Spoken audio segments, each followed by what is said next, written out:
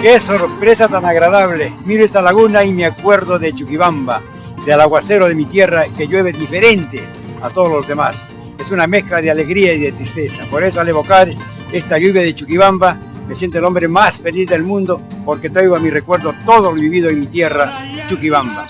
Bendito aguacero de mi tierra.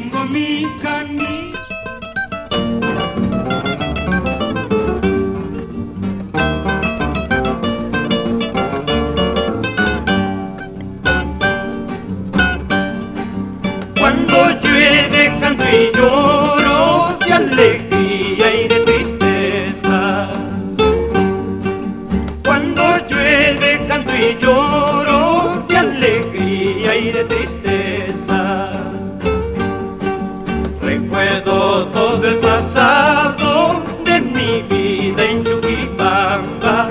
Recuerdo todo el pasado de mi vida en Chuquibamba. En mi tierra llueve lindo con sus truenos y granizo. En mi tierra llueve lindo con sus truenos y granizo.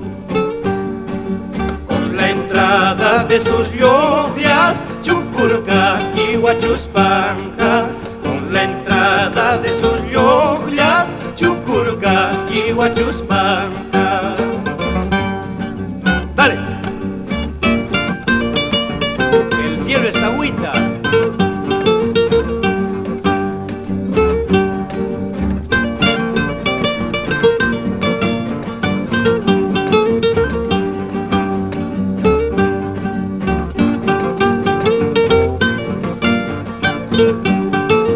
Ahí caen los chiches.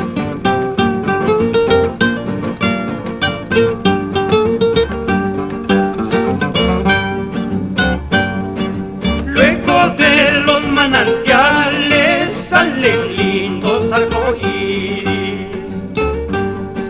Luego de los manantiales salen lindos arcoíris. Mientras unos van al filtro, otros a la piedra cacha. Mientras unos van al filtro, otros a la piedra cacha. Ese aguacero que añoro es diferente a los otros. Ese aguacero que añoro es diferente a los otros. Cuando llueve llora el cielo, pero llora de alegría.